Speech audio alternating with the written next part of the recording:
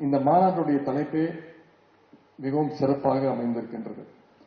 சனாதன எதிர்ப்பு மாநாடு என்று போடாமல் சனாதன ஒழிப்பு மாநாடு என்று நீங்கள் இதை போட்டிருக்கிறீர்கள், இதை அழைத்திருக்கிறீர்கள், இந்த நிகழ்ச்சிக்கு பெயரிட்டீர்கள். அதற்கு என்னுடைய வாழ்த்துக்கள். சிலவற்றை நாம் ஒழிக்கத்தான் வேண்டும், எதிர்க்க முடியாது. கொசு, டெங்கு காய்ச்சல், மலேரியா, கொரோனா இதையெல்லாம் நம்ம எதிர்க்கக்கூடாது, ஒழித்து கட்ட வேண்டும். அப்படிதான் இந்த சனாதனம். சனாதனம் என்பதை எதிர்ப்பதை விட ஒழிப்பதே நாம் செய்ய வேண்டிய முதல் காரியமாகும். எனவே இந்த மாநாட்டிற்கு மிக பொருத்தமான தலைப்பு வைத்திருக்கிறீர்கள், அதற்கு என்னுடைய பாராட்டுகள். சனாதனம்னா என்ன? சனாதனம் அப்படிங்கிற பெயரே சமஸ்கிருதத்திலிருந்து வந்ததுதான். சனாதனம் சமத்துவத்திற்கும் சமூக நீதிக்கும் எதிரானது. சனாதனம்னா வேற ஒன்றும் கிடையாது. சனாதனங்கிறதுக்கு அர்த்தம் என்ன? நிலையானது, அதாவது மாற்ற முடியாதது, யாரும் கேள்வி கேட்க முடியாது அப்படிங்கிறது தான் சனாதனத்திற்கு அர்த்தம். எல்லாவற்றையும் மாற்ற வேண்டும், எதுவுமே நிலையானது கிடையாது, எல்லாவற்றுக்கும் நாம் கேள்வி கேட்க வேண்டும் என்பதற்காக உருவான இயக்கம் தான் இந்த கம்யூனிஸ்ட் இயக்கமும் திராவிட முன்னேற்ற கழகம். நம்முடைய முத்தமிழர் கலைஞர் அவர்களுக்கு இது 100 வடலூர் வள்ளலார் ராமலிங்க அடிகளாருக்கு இது 200வது ஆண்டு.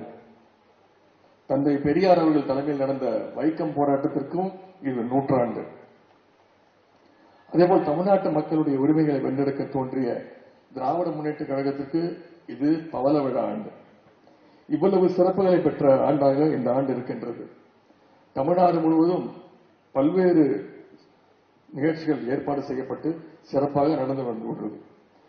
இந்த நிலையில் இருக்கும்போது கூட ஸ்கூல்ல காலையில உணவு போடுறதுனால ஸ்கூல் கழிப்பறை கக்கூஸ் நிரம்பி வழியுதுன்னு ஒரு பேப்பர்ல செய்தி போடுறாங்க. நம்முடைய முதலமைச்சர் அவர்கள் உடனே சமூக வலைதளத்தில் ஒரு பதிவு போட்டார்கள். நிலாவுக்கு சந்திராயன் விடுற இந்த காலத்திலேயே சனாதனம் இப்படி செய்தி போடுதுன்னா 100 ஆண்டுகளுக்கு முன்ன என்ன ஆட்டம் போட்டிருப்பாங்க அப்படின்னு அந்த ட்விட்டர் பதிவுல பதிவிட்டிருந்தாங்க. நம்முடைய முத்தமிழர் டாக்டர் கலைஞர் அவர்கள் அவருடைய நெஞ்சுக்கு நீதி புத்தகத்தில் எழுதியிருக்கிறார். அவருடைய அப்பா முத்துவேலர் தாத்தா அவர்கள் கலைஞருடைய 5வது வயதில் பள்ளிக்கூட கல்வியோடு சேர்த்து இசைக்கல்வியும் கற்றுக்கொள்ள ஏற்பாடு செஞ்சுட்டாங்க. ஆனா இசைப்பள்ளியில் சேர்ந்து கத்துக்கிறதுக்கு கலைஞர் அவர்களுக்கு ஈடுபாடு இல்லை, ஆர்வம் இல்லை. அதற்கான காரணத்தையும் அவர் அந்த நெஞ்சுக்கு நீதி புத்தகத்திலே தெரிவிச்சிருக்கிறார்.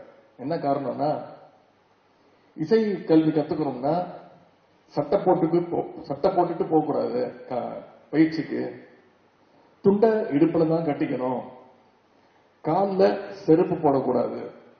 இப்படி சாதி மத சாஸ்திர சம்பிரதாயங்களுடைய பெயரால் நடத்தப்படும் கொடுமையை என்னுடைய பிஞ்சு மனம் வன்மையாக எதிர்க்க கிளம்பியதுதான் நான் இசைக்கல்வி படிக்க எனக்கு ஆர்வம் இல்லை அப்படின்னு கலைஞர் தெரிவிச்சிருக்கிறார்.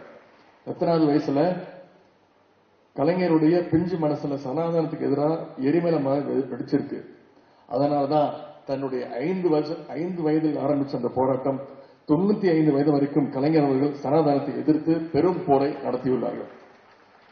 தமிழ்நாட்டில் மாற்றக்கூடாதுன்னு எதுவுமே இல்லைன்னு எல்லாத்தையும் மாற்றி காட்டியவர் தான் நம்முடைய முத்தமிழ் கலைஞர் அவர்கள். சினிமாவில் சமஸ்கிருதம் கலந்த தமிழ் வசனங்களை பேசிக்கிட்டு இருந்தப்போ கலைஞர் அவர்கள் தான் தன்னுடைய பேனாவை ஈட்டியாக்கி எந்த காலத்திலடா பேசினால் பராசக்தின்னு வசனம் வச்சார். இங்க கூடியிருப்பவர்களுக்கு நன்றாக தெரியும், தொடக்கத்தில் கலைஞரும் எழுத்துகளும் சனாதன கருத்துக்களை திணிக்கத்தான் பயன்படுத்தப்பட்டு வந்தது. திராவிட இயக்கமும் நம்முடைய கம்யூனிஸ்ட் இயக்கமும் தோன்றிய பிறகுதான் கலையும் எழுத்தும் உழைக்கிற மக்களுக்காக, ஒடுக்கப்பட்ட பிற்படுத்தப்பட்ட மக்களுக்காக மாறியது. முன்னாடிலாம் இங்க வெறும் ராமாயணமும் மகாபாரதம் தான் மக்களுக்கான கலையாகவும் எழுத்தாகவும் பேசப்பட்டது. திராவிட இயக்கமும் கம்யூனிஸ்டுக்கும் வந்த பின்னாடிதான் மக்களுக்கு திருக்குறள், சிலப்பதிகாரம், மணிமேகலை எல்லாம் சொல்லப்பட்டது. கலைஞர் அவர்கள் குறளோவியம் எழுதினார்கள், பூம்புகார் என்ற கதை வசனம் எழுதினார்கள். மனிதர்கள் யாரும் பசியால வாடக்கூடாதுன்னு தான் திரு வள்ளலார் வடலூர்ல அணையா அடுப்பை பத்த வச்சார். வள்ளலார் அன்னைக்கு பத்த வச்ச அந்த அடுப்பு இன்னமும் அணையாம எரிஞ்சுக்கிட்டு இருக்கு. வள்ளலார் ஏற்றிய அந்த அடுப்புல இருந்து அதே அடுப்பிலிருந்து நெருப்பு எடுத்துதான் நம்முடைய முதலமைச்சர் அவர்கள் தமிழ்நாடு முழுவதும் இருக்கிற பள்ளிக்கூடங்கள்ல காலை உணவு திட்டம் அப்படிங்கிற பேர்ல அடுப்பை பத்து வச்சிருக்கிறார். இன்னைக்கு 31,000 அரசு பள்ளிகள்ல 1ஆம் வகுப்பு முதல் 5ஆம் வகுப்பு வரை படிக்கக்கூடிய 17 லட்சம் மாணவர்கள் இந்த காலை உணவு திட்டத்தால பயனடைஞ்சு வராங்க. நானும் ஒரு பயனாளி தான்.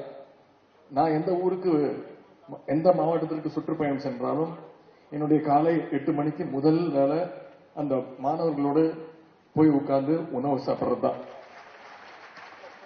இதுல 2 முக்கியமான காரணங்கள் இருக்கு. உங்களுக்கு தெரியும், எப்பவுமே உணவுல மிக மிக முக்கியமான உணவு காலையில சாப்பிடுற உணவு தான்.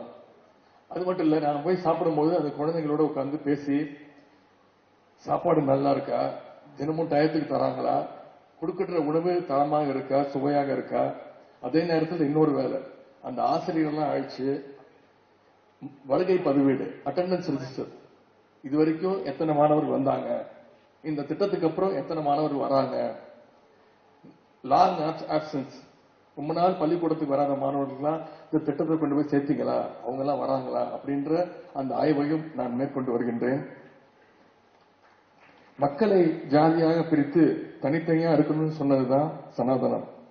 ஆனா கலைஞர் அவர்களோ எல்லா சமூக மக்களையும் ஒரே இடத்துல குடி வைத்து அந்த இடத்திற்கு சமத்துவபுரம்னு பேர் வைத்து சனாதனத்துக்கு சம்மடி அடித்து கொடுத்தவர் தான் நம்முடைய கலைஞர் அவர்கள்.